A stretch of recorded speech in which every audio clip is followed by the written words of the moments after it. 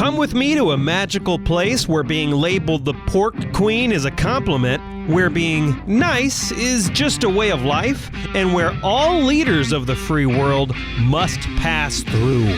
Welcome to Iowa. Whether you're a current Iowan, an Iowa expat, or an Iowan at heart, this show is for you. This is the Iowa Podcast. Real Iowans, real talk, no drama. From the Brady Dental Care Studio, I'm Justin Brady, and summertime means lake time, at least in my family, but maybe not your family. It's always a surprise to me. I grew up on the lake, and some people didn't, and so there are a lot of questions they have. Well, guess what? We're going to answer pretty much every one of those questions today, and to do that, I've invited Tracy Spry. She's a park ranger for the Army Corps of Engineers at Lake Red Rock. Tracy, thank you for coming on the show. I appreciate it. My pleasure. It's going to be a lot of fun. So everybody, you're pretty much used to me saying this by now, but I don't know where you're listening. Maybe you're on a podcast app. Maybe you're on a website. I don't know. What I do know is if you go to iowapodcast.com, you'll see all the badges for all the players. Apple Podcast, Spotify, it's all there. By the way, we have the Iowa Ag Podcast and the Iowa Manufacturing Podcast up there as well. I highly encourage you to subscribe to those as well. They're awesome. Tracy, thank you for coming. Red Rock is a good topic because it is Iowa's, I want to see if I get this right, it's Iowa's largest lake, right? Is that correct? That is correct. Yes, we're doing well already. First question, let's ask the one thing that anybody traveling around the lake wants to know. Why is the dam closed again? What's going on with that? Well, as much as it is a pain to have to deal with now, it's actually a positive thing. We received federal funding to actually work on some infrastructure projects. And as you may already know, the dam is over 50 years old. Yeah. And just like houses, things need work to be kept up. And we received some federal funding in order for us to refurbish the bridge structure, the bridge deck that overtops the large outflow tainer gates, as we call them. And so that work is ongoing, and it's taking longer than expected, granted, but not to the point where it'll take much longer. We're getting very close.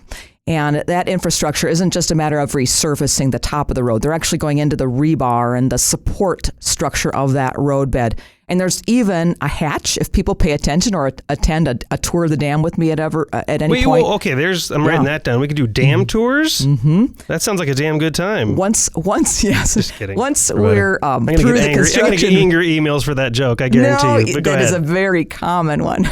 Yeah, I know. I've heard it before. I'm sure you have. So yes, there's a maintenance hatch that actually lives on the top of the road. I call it a big manhole cover, but that allows material and supplies to be delivered into the dam at the various floors of the dam. Correct. Oh, it sounds very Tom Cruise Mission Impossible worthy. It does. It's exciting and in a very utilitarian way. Yeah, for sure. But that is also part of the work. So there's a lot of concrete curing. There's a lot of work with this new hatch, and we're getting very close, but it's taking just a little bit longer to get that done. So we've tweaked the deadline on when the road will be open. There'll be some additional partial closures, some full closures, and it's easiest for people to see that and line that out by visiting the website, lakeredrock.org, for the details. So I'm going to start spreading rumors that the reason it's running a little later is because Dr. Evil and Tom Cruise are battling inside the dam. What would happen if this is the nightmare scenario, right? It's never going to happen. But what would happen if the whole thing collapsed? Anything actually happen? Or would it just some people would get a little wet? There are. You're I didn't know this was part of the deal, question. Justin. No, back. You can just decline the answer. It's an interesting question because, after 9/11, our tours of the dam went from 150 tours a year to zero because of the concerns of what could be the concerns that we would want to approach. And for people to attend tours now, we've come through a long phase of working with our security office and figuring out what's possible. We have pre-registrations. Wow. And it's not a walk-in basis like it used to be back before 9/11. We used to have them open to the public and they could just show up at 11 o'clock or 5 o'clock for a tour. But we still offer them once the construction project is done. We'll offer them again by appointment. That's actually really interesting. I'm just teasing around here, but actually you guys have thought of that since 9/11. Like, what would happen if someone tried to do something nefarious? Like I never even imagined that at all. So talking about like safety in general, because that's a big topic you speak about. In my opener, I mentioned that some people are a little scared of water. I'm just going to leave it at that. But I've talked to people. So I grew up on the water. My family's a lake family. I had swimming lessons before I remember. And so I actually remember on one family vacation, someone got upset with me because they said, well, you swim like a fish and my daughter doesn't. You're scaring her or something. And so my mom probably went up and like let him have it would be my guess what she did. But there is some concern for people who don't grow up around water. And so, like, you know, some parents are scared of it. They don't understand it. They're not around it a lot. So why should they come to the lake with their kids? Because I know from personal experience, safety is a really easy thing to figure out. It's not dangerous at all. There's some very basic steps. But I figured Park Ranger talks about that. Maybe people would probably believe you a little bit more than they believe me. Well, it's a good point, and that whole saying of knowledge is power goes a long way with water safety as well. We actually, one of the programs that we typically offer, especially in the schools, is a type of water safety program, and you're approaching it from the very basics of, you know, well, what do you want to wear when you're on the water? A life jacket. And if we can encourage people to wear a life jacket, that is a huge benefit. And learning to swim well, of course, is important. And there's a lot of great swimming lessons out there that are offered in YMCAs and some different entities. So if people could search for those, this is a good time of year to be looking for swimming lessons, and to learn more about why we shouldn't be afraid, because we can learn some basic strokes. We can learn how to float.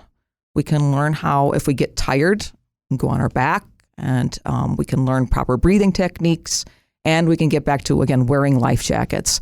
And sometimes we have the opposite problem. People feel too comfortable with being around the water. Sure, I can see that. They think they're invincible. And I would probably be more biased into that camp. Seriously, right? Like that's where I would make a mistake probably. I think sometimes, especially with boaters, that when they're out on the water, they never think anything's going to happen to them. Sure. And that life jacket that the law requires them to have, with the little kids, they have to wear it if they're under 13. But for the 13 and over crowd, they have to be readily accessible.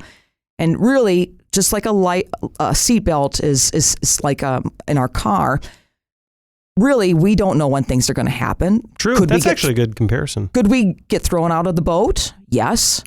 Could we be far away from that life jacket? And really, the only way it would have been helpful to us is to have been wearing it. Right. And that's really, while the law says readily accessible, my point that I make is that the only readily accessible life jacket in an accident is probably the one you're wearing that's buckled and zipped and it's on you, ready to go. I like some of these new designs that are coming out that are super minimal and ultra thin because, you know, when I was a kid, I remember the life jacket like limited mobility and you're like, it's not fun because you can't move. But nowadays they're super thin, they're super lightweight. They even have some, I don't know how you feel about these, but they have some that are like almost barely there at all. And if you get in trouble, you just pull something. And like, are those recommended or are those kind of only a unique situation you want to use those? Depending on what you're doing on the water. Yeah. If you're jet skiing, tubing, or in some type of, you're being towed and you know that you're going to end up in the water, you cannot use an inflatable jacket, whether it's one that's got a pull tab or it's one that's called inherently buoyant, not inherently buoyant, but has an automated inflator where you can actually get one that'll self-inflate if you become inundated in the water. Similar type of thing. They inflate themselves. They've got a CO2 cartridge in them. There's a lot of maintenance involved and you can't disregard the maintenance to make sure they work. Just like that air mattress that you keep with you camping. If you don't check on it and you fill it with air and the next camping trip, it had a leak in it. It's not going to help you if you don't do the periodic maintenance. So very important for people to keep up with that. Yeah. They're great. And some of my coworkers that are on boat patrol quite often will wear the hydrostatic, I believe is what they're called, where it'll automatically inflate. Wow. But as long as they're Coast Guard approved, there are examples of good life jackets that will either be pull tab or automatic inflate. Okay, so that's actually good. You just mentioned, hey, if it's Coast Guard approved, you're probably good. Mm-hmm. You also have Bobber, the water safety dog. Like it's like a kind of a mascot kind of a thing. Yes. You can do classes. He can come to your school. You can go there and schedule a visit. Mm-hmm. There's water safety classes, life jacket relay, and sink fast. But you mentioned camping because as I was looking from a kid, I just remember Lake Red Rock. It's a lake, and you go maybe have a bonfire and that's it. But as I'm reading the website, there's a lot, and we're not going to get to a fraction of it today. But I'll let you take over a little bit, but of course I have a lot of questions, but what are some of your favorite activities to do around Lake Red Rock that maybe Iowans aren't super familiar with? Well, a lot of them, I guess, would still fall within the familiar category if they're a frequent visitor to the lake. I'll be honest, I camp when I'm on vacation quite often, but at the lake, I work with a lot of people that are periodic, frequent campers, and they're here a lot. And I would think that what a lot of our campers would say, and from my camping experience when I go out and about when I'm on vacation, is to just be in the quiet. And I don't do the earbud thing. I like to listen to the birds. I like to hear the water. And that to me is very calming. And I think a lot of people also, the sound of family having fun at the lake, hanging around that bonfire that you mentioned, or within the campfire ring is what we would say. We've got great trails. People just come out there with their dog, have a walk, bring their bike. We've got 17 miles of a paved bike trail that's just gorgeous, and it goes through woods and prairies, and again, the wildlife that you get to see and experience along the way. To me, that's probably one of the most therapeutic things that we have. Yeah. Have you seen an increase? Obviously, COVID is weird for a lot of reasons, but have you seen an increase in activity post-COVID because everyone was shut up inside? They were socially disconnected. Mm-hmm. I think maybe people started to realize the negative impact too much technology and isolation plays on you. Have you seen an increase in attendance coming to Red Rock with people just wanting to disconnect, wanting to unplug, and wanting to connect with the people they love? Have you seen that?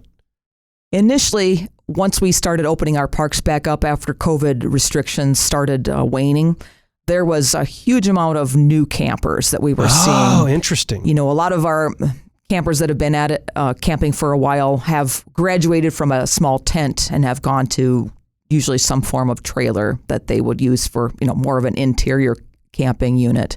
But we've had a lot of tenters, starting out, and I think that was more prevalent and easier to spot after that first batch of COVID restrictions waned. And now it's a little bit harder to tell. We're always busy, especially on a weekend, and leading up to the holidays is no exception.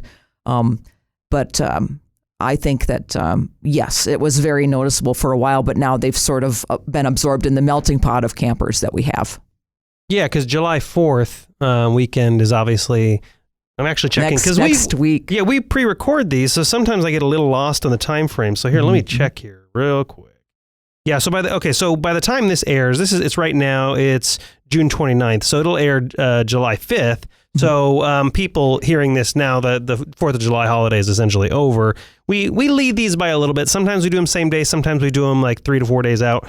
But that'll obviously be a lot of activity for you guys. Now, have you seen, I got to ask this. I have to ask this. Because you have camp hookups, right? Electrical hookups and that kind of stuff? Yes. Campsites. Do you see a lot of Tesla campers? This is like a thing now. Have you heard of this? I have never seen a Tesla camper. No, but now that not a Tesla. It's not like an actual unit. It's a lot of people will, because they're electric cars. Yes. And so a lot of people will just plug them right into a campsite. And so they'll have like air conditioned camping. They have like mattresses in their cars, and it's like a thing called Tesla camping. They actually make these units that like mattresses you put in the back of the car, and they fold into the car. Have you seen these things? I've seen Teslas arriving and driving around the area, but none of them have been big enough to really have a sleeping bag in them. They're the smaller ones or sedan size. So no, I will have to say that that's a new one for me, but I will be watching for them. So yeah, it's their Model Y and Model X, just their smaller SUV. They're just their SUVs. The Model Y is a crossover SUV. The Model X is their bigger SUV. And they have little mattress packages, the second row and third row, whatever. They fold down, and there's a mattress that like custom fits in the back of these things. And so if you see a Tesla plugged into a campsite overnight, that's probably what they're doing. It's like a big thing. And because they have the glass roofs on them, you can go stargazing in temperature-controlled Tesla. Oh, my. Well, what a wonderful niche that they've solved. I know. So right? I will be watching for Tesla campers. I was just curious how much of that you have seen. It may be one of those things where they're there and you don't know that that's what they're doing, right? I don't know, maybe. Yeah, Teslas are a noticeable car, and I can't say that I've seen a lot of them parked on our camping pads, but that doesn't mean that now I'll be watching for them. Now you hear that, everybody? Tesla owners, Tracy will be watching. So there are a lot of popular activities. What else comes to mind? And then I have, of course, a lot of questions on activities I was researching as well. Well, I would think that boating will be another big one in addition to camping. We have a lot of people even come from Des Moines. They typically will come out for the day, and a lot of them will use the ramp over by Elk Rock State Park because it's a large ramp. It's off of Highway 14. It's close. But the nice thing about Lake Red Rock being the largest lake in the state is even when the boat ramps are just packed with people, you can get out on the water and it's so big, you can find your own little spot. You don't have to be around a million other people boating. You can find your own spot with your family and enjoy without the crowds. If you choose the crowds, you can go to the beaches and find that type of spot too. But there's really something for everyone there. Yeah. Is there a lot of fishing? Because I was noticing, again, when I was researching this, I guess I kind of thought it was like a few different fish species and that was pretty much it. Do you know how many species you have in the lake now? I don't know how many. You probably don't know the have. specific number, but do you have because there are a lot. I was kind of shocked. There are a lot, and we have people who fish year round from shore and from boat. And the nice thing about, again, with fishing like Red Rock is they can put in and they can be gone into a cove and not even be visible from the dam or from any major roadway. So when they're out there, they're kind of like the silent visitor. You hear about them, you see their trailer in the boat ramp. But as far as what they're catching, they're white bass. There's a big push for white bass at a certain time of the year. There's a lot of people that like to fish for catfish. We have a lot of bow fishermen below the dam that fish for, basically they're bow hunting for rough fish below the dam. And you see them with these flat bottom boats and these light bars that they use to attract the fish to their boat. Wait, what? Really? Yes. I don't know anything about this. So they attract the fish to the boat. When they get close enough to the surface, they shoot them with a bow? Yeah, and it's got a string attached to it so they can pull them back in. Yeah. Look up bow fishing and you'll see it's quite an avid sport. There are probably lots of Iowans listening to this thinking, hey, idiot, of course there's how do you not know that? Hey, I'm learning too, everybody. Okay, so there's a butterfly garden. There are picnic facilities, but I have to ask, what's up with this tower? There's like a 100-foot tower. What is this and why was it built? Well, the tower was an old water tower many decades ago, and it was in a park called North Elk Rock State Park. Now it's Cordova Park. When the Marion County Conservation Board took over, they took it upon themselves to get an architect involved and basically retrofit it with an outside fiberglass stairway and cap it with an observation deck. And the view is phenomenal. I love it when the leaves are changing at the fall.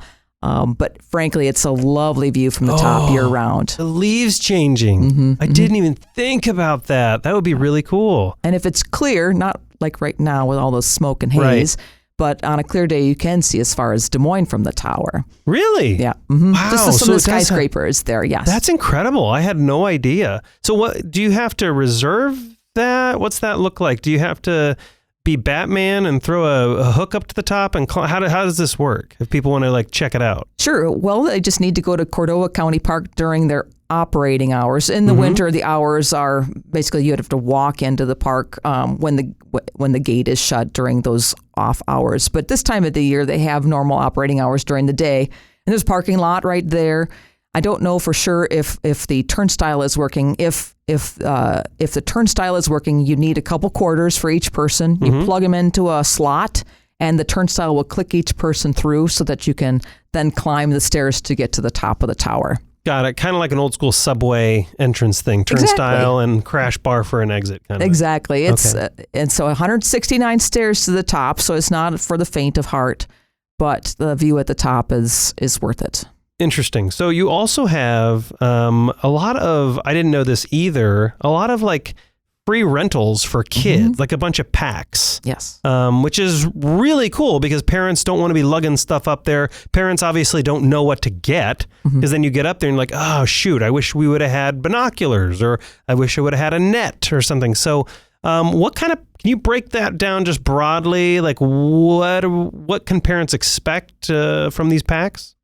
Sure. Some of the packs that we've got involve GPS units. Back in the old days before you had a geocaching app, we actually used a real GPS unit, and people still really enjoy those for the children. And you can go geocaching, which are small things that are hidden around the area. There's well over 1 million of them worldwide, and we have about 80 of these caches hidden around the lake.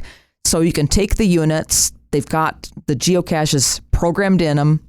You bring some swag with you, stuff we all get, so that you can then trade with something you find in a box, and you can log it. And you set up a free account on geocaching.com.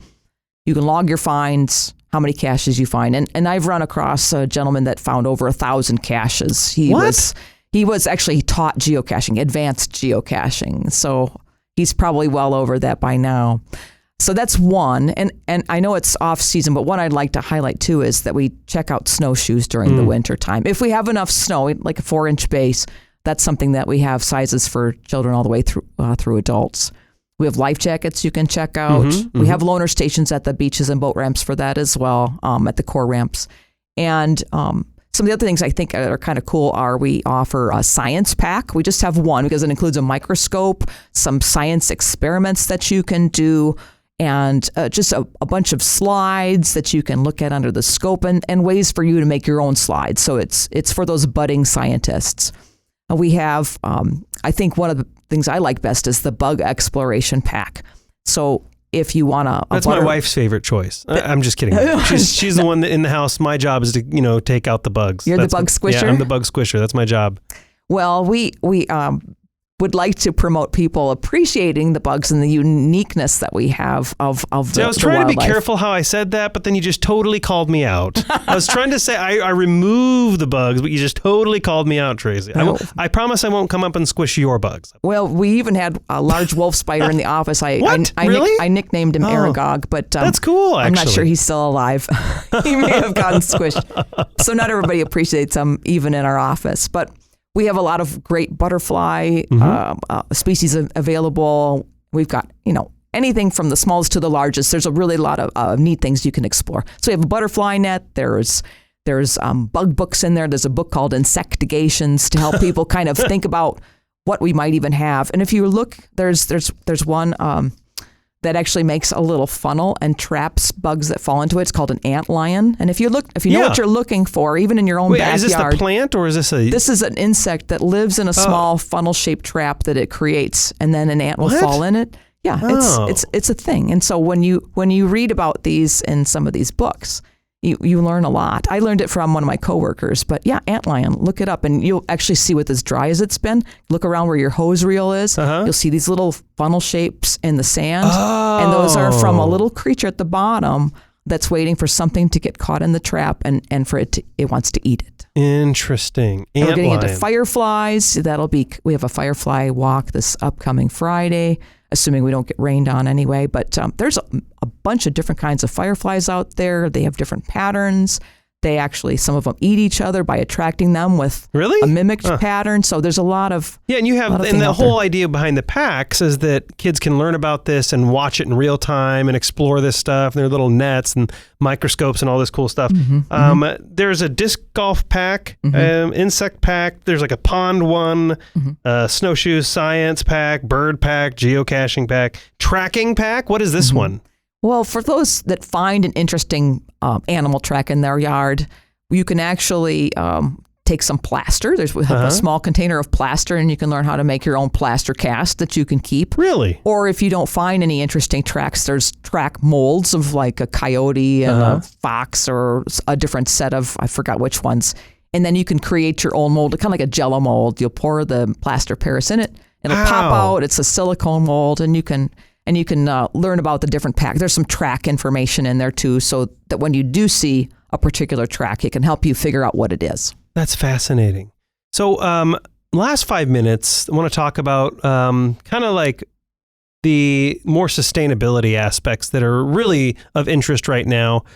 Power and water clarity, cleanliness, whatever we call that. Mm-hmm. I think that stuff gets in the news, like sustainable energy and all this stuff gets in the news a lot.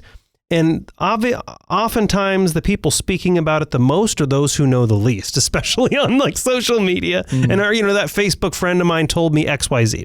So is like water quality, because I know Red Rock gets a lot of runoff. And when I say runoff, I think there's a negative connotation most people assign to that, but it's not a negative thing. It's just, that's what water does. It runs off of dirt into river systems. So is there a concern right now about water quality? Is it getting better? Is it getting worse? What is the reality from park rangers and you guys that are basically keeping everything clean?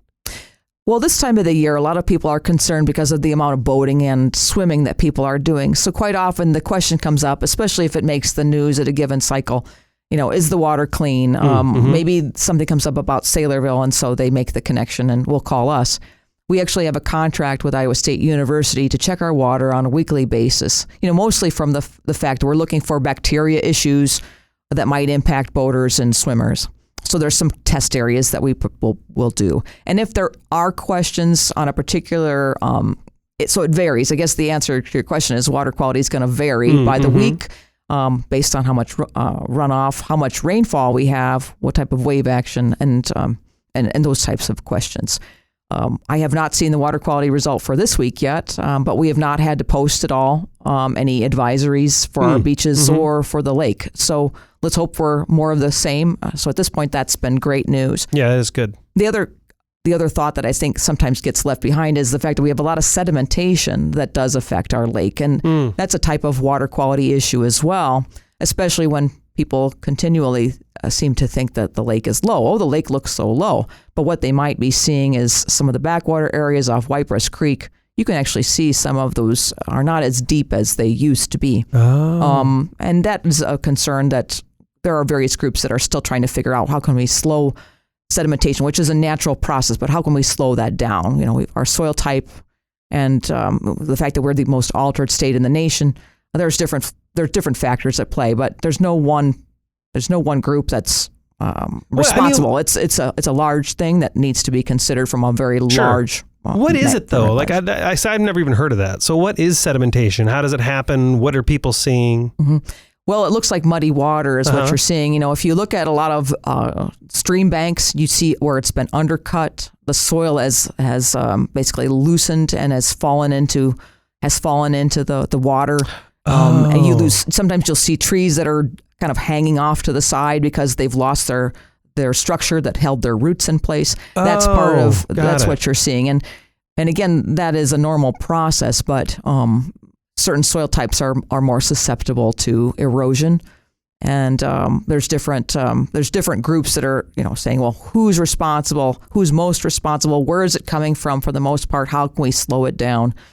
And those are, eventually it's estimated we get about 400,000 dump truck loads of dirt into the lake every year. Wait, just from sedimentation? Just from sedimentation? Really? Right. It comes from a long ways away. We're a very large watershed, but some of that is coming from like Minnesota and Saylorville will catch some of the stuff that's coming from that far away, but we've got some tributaries that come into us that are, bringing us a very healthy supply of it. And so is that like one of the reasons sedimentation and erosion, is that one of the reasons that lake water is a little, for lack of like a little darker and dirtier looking, and some ocean water is different because of that? Is that pretty much the primary reason? You can consider me a water idiot.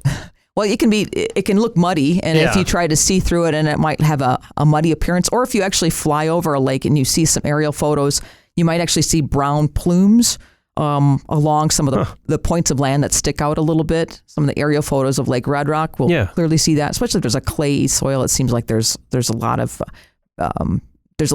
times where you might notice that on an aerial photo. Sure. And that would be a type of sediment load. Now, I'm from Wisconsin, so we had brown water sometimes from the tannins of the plant life or the leaves that were breaking down. So dirty water is not necessarily dirty. Right. If that makes any sense. It's still a naturally occurring substance. It's actually probably dirt or plants. Not like there's all this toxic stuff in the water. It's just dirt and plants, which is supposed to be there for the most part. Well, yes, but it can cause its own. It can cause its own issues. Temperatures that go up, and clarity issues, and problems with plants not being able to get enough sunlight to grow.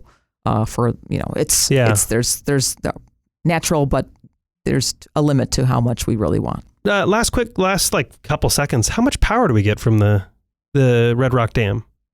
Well, since 2021, prior to that time frame, we didn't actually generate any power, but there was now a powerhouse, a power plant run by Missouri River Energy Services. I think they can go up to about 33 to a little over 50 megawatts during operation. And we actually have two amazing gentlemen that run the power plant, and they do offer tours as well. Ooh, that's cool. Yeah. And they can provide some amazing details, and they even have some great graphics there. But that's very cool. But that is a new thing, and that's a new form of green energy that's only been fairly recently been available through Red Rock. Very cool. So if people want to learn more information, they want to rent some of these kid packs, there are campsites all over to rent. There, like I said, we got through, you brought, I'm going to post this picture to iowapodcast.com. You brought a lot of research material with you. And I would guess, what would you say? We got through about 5% maybe of the activities going on at Lake Red Rock. Is that fair? It's maybe better 10%? to be prepared. Sure. Yeah, I think so. So I would definitely encourage everybody to go check it out. What's the easiest way to do that? Is it the website, and what is that? LakeRedRock.org is going to be the easiest way. It'll get you to where, if you're wanting to rent a campsite, it'll get you to the page where you'd reserve through recreation.gov, calendar events, a picnic shelter rental. If it's something that's run by a different agency, it'll get you to their page as well. And if anybody is a Tesla camper, please send your photos to me, and I'll make sure Tracy gets a copy of those as well. We'll post those to iowapodcast.com. My email is justin@iowapodcast.com. And of course, I'll put all this stuff in the show notes at iowapodcast.com. Tracy Spry, Park Ranger with the Army Corps of Engineers at Red Rock. Thank you so much for coming in the studio, and thank you so much for your time. I know the listeners appreciate it. Oh, thank you. I enjoyed it. And to my fellow Iowans, Iowa expats, and Iowans at heart, thanks for listening and subscribing to the Iowa Podcast.